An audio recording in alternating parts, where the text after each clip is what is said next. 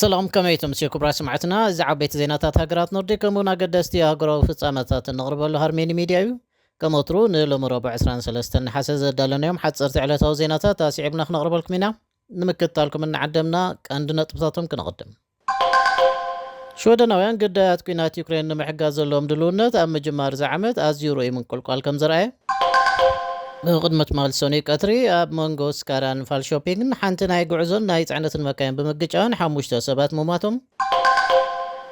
መንግስቲ ሾደን ከማካል ናይቲ ኣብ ሾደን ዝርከቡ ስደተኛታት ስራሕ ክረኽቡ ብምባል ዝገብሮ ጽገናታት ኣብ ትምህርቲ ስደተኛታት ኤስኤፍኣይ ናይ ግዜ ገደብ ክቐምጥ ምዃኑን ካልኦትን ዜናታት ሒዝናልኩም ቀሪብና ኣለና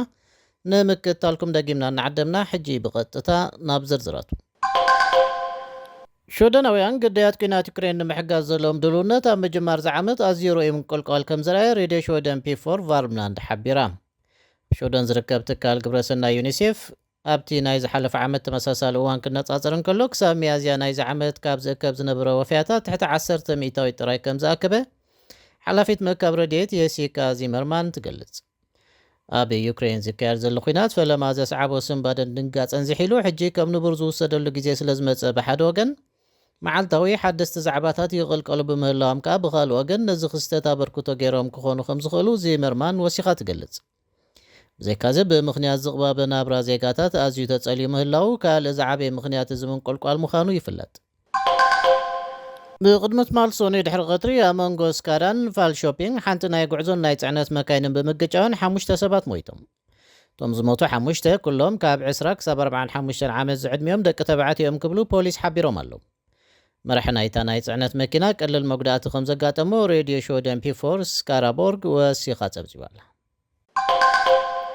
ሾደናዊ ሻምፒዮን ኦሊምፒክ ዳንኤል ስቶል ብቕድመት ማል ሶኒ ኣብ ዝተኻየደ ውድድር ሻምፒዮን ዓለም ምውርዋር ዲስክ መዳልያ ወርቂ ተዓዊቱ ስቶል ነቲ ብሻምፒዮን ክርስቲያን ቼዝ ዝተመዝገበ ናይ ልዕሊ 70 ሜትሮ ርሕቀት ብምሕላፊው ሻምፒዮን ዓለም ክኸውን ክኢሉ ዘሎ ስቶል ነቲ ቅድሚ 4 ዓመት ኣብ ዶሓ ቀጠር ዝዓተሮ ዋንጫ ዳግማይ ብ71.46 ሜትሮ ብዘመዝገበ ክብረ ወሰን ደጊሙ ክዕቅቦ ክኢሉ ኣሎ ዘገርም ናይ መወዳእታ ጸወታ እዩ ነይሩ በቲ ዘመዝገብኮ ክብረ ወሰን ብሓቂ ሕቡን እየ ክብል ወዲ 30 ዓመት ኦሎምፒካዊ ስቶል ድሕሪ ዓወቱ ንማዕከናት ዜና ገሊጹ ኣሎ መንግስቲ ሾደን ከም ኣካል ናይቲ ኣብ ሾደን ዝርከቡ ስደተኛታት ስራሕ ክረኽቡ ብምባል ዝገብሮ ጽገናታት ኣብ ትምህርቲ ስደተኛታት ኤስኤፍኣይ ናይ ግዜ ገደብ ክቐምጥ ምዃኑ ገሊጹ ሚኒስተር ዕዮን ምውሃድን ዮሃን ፐርሾን ኣብ ዝሃቦ ጋዜጣዊ መግለጺ ስደተኛታት ናብ ዕዳጋ ሽቕለት ንምእታው ምልከት ቋንቋ ሾደን ወሳኒ እዩ ድሕሪ ምባል ተኾነ ግና ስደተኛታት ኣብ ኮርሳት ኤስኤፍኣይ ካብ ዝግባእን ላዕሊ ግዜ ይወስዱ ምህላዎም ኣተሓሳሲቡ ስለዚና ድማ ናይ ግዜ ገደብ ንምትእትታው ንሓስብ ዘሎና ይብል ፐርሾን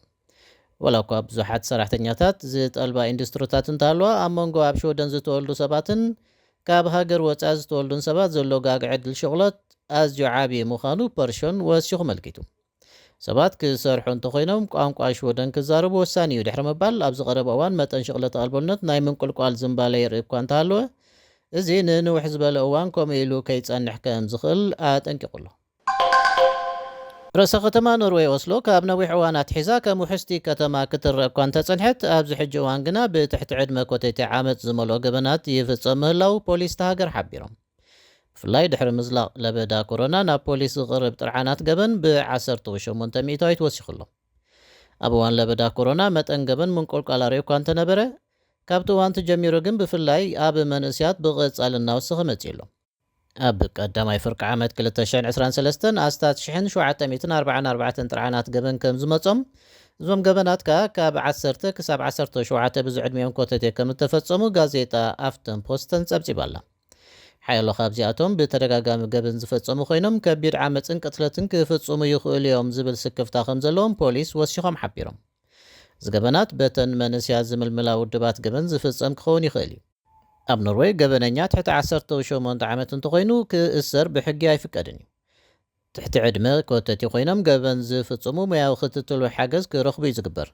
ከቢድ ገበን ዝፈጸሙ ግና ክእሰሩ ወይ ኣብ መዳጎኒ ማእከላት መንእስያት ክኣትዉ ይግበር እዩ ካብ ቀረባ እዋናታት ሒዙ ኣብ ኦስሎ ብስሕለት ምጥቃዕ ዘጠቓልል ክሳብ 13 ብዝዕድሜን ኣውልድ ዝተፈጸመ ገበን ኣመልኪቱ ጥርዓን ከም ዝበጽሖም ፖሊስ ይሕብሩ ብዘይካዚ ንግዳያት መጥቃዕቲ ብሞባይል ቀዲሕካ ኣብ ማሕበራዊ መራኸቢታት ምዝርጋሕን ኣብቲ ቦታ ገበን እንተረኺብካዮም ምህራምን ርኡይ ዝምባለ እናኾነ ይመጽእ ኣሎ ኣብዚ ቅርብ እዋን ኣብ ኦስሎ ብዝተኻየድ ውድድር ኩዕሶ እግሪ ዋንጫ ኖርዌይ እውን ሓያሎ ጥርዓናት ጎነፅ ተገይሩሎም መንእስያት ኣወዳት ኣብ ልዕሊ ጋንታታት ኣዋልድ ፀርፍን ጎነፅን ምፍፃም ከምኡውን ኣብ ካፌቴርያታት ጠረጴዚኦም ዘይምፅራይ ሓዊስካ ንካልኦት ምንኣስን ሕማቕ ባህርያትን የርእዩ ምህላዎም ሰባት የማርሩ ኣለዉ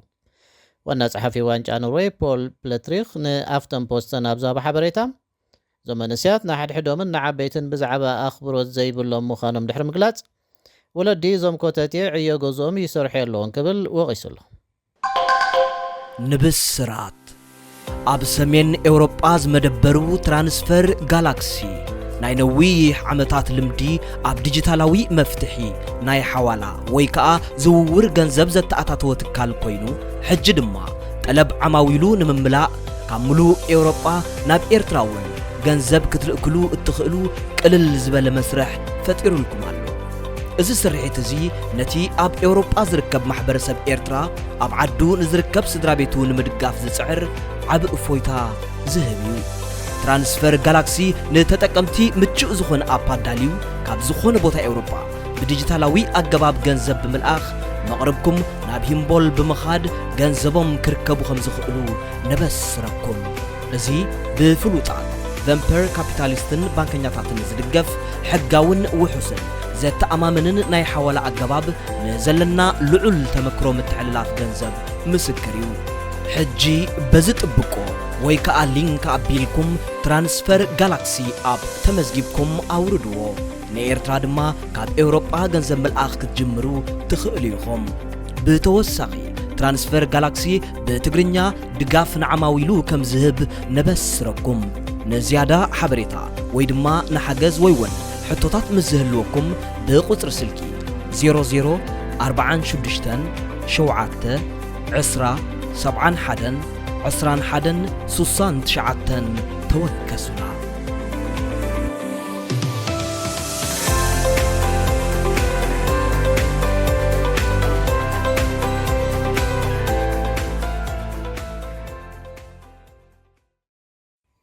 مسار ميديا خمزة لهم كبرى سمعتنا أموداتا هندي لوم ربع عبد غادو والتا ورحي منكرا كرب معلاب فلاميت هاجر نمخان حيال تسفح ديرا مهلا وتقليتو حدا خبت قند علامة نايستالوخو أبو رحي ماي برد نملاش كوينو أب متعدك سب أبو رحي نخنبرو كدقف كم زخل تمرا مرتسنا فلتاتي قلتو چاندرايان سلستن تتعويتا هندي أبو رحي عوت معلاب زفت سمت رابعيت هاجر علم كتكونيا هندي زفتنا زفت سمت روسياويت لونا 15 ኣብ ተመሳሳሊ ዞባ ክትዓልፍ ፈቲና ቅድሚ ሒደት መዓልታት ድሕሪ ምውደቓይ ዶባ ዋልታ ወርሒ በረድ ክህልዎ ይኽእል እዩ ዝብል ልዑል ግምታት ኣሎ እቲ ዋልታ ብዙሕ ጭራን ሙቐትን ፀሓይ ዘይዓልቦ ብምዃኑ ማይ ክህልዎ ትኽእል ኣሎ ይብሉ ተመራመርቲ ኣሜሪካ ሕብረት ሶቪየት ነበርን ቻይናን ኩለን ኣብ ጥቓ ምድረ በዳ ወርሒ ዕውት ምዕላብ መንኮርኮር ኣካይደን እኳ እንተኾና ናብ ዶባ ዋልታ ግን ዕውት ተልእኾታት ዝመርሐት ሃገር ዛጊት የላን بارك برا سمعتنا نلوم ربع 23 حسب هرميني ميديا استدالو حصرت زيناتات هاجرات نورديك كمون هاغراو فصامتات زوم كساب حجي كتكتاتلوم صنحكم يم مسانا بمصنحكم ازينانا مسغنا بزن سنابتكم سلام هارموني ميديا علت لدت مرعى ممرقتان كالوت اگدستي زخنو ناي فتوتخمن مقربتخمن مدلاوات ناينقع حقوسكمن انقع عبقعكمن ملእኽትታት እንመምሕልላፍ ዘኽእለኩም መደብ ጀሚርና ከምዘለና በዝጋጣሚ እዚ ንኹልኹም ተኸታተልቲ ሃርሞኒ ሚድያ ንሕብር ንኹልኹም ፈተውትኹምን መቕረብትኹምን እንቋዕ ዓብቃዓኩም ንምባል ኣብ ትደሊሉ እዋን ሃርሞኒ ሚድያ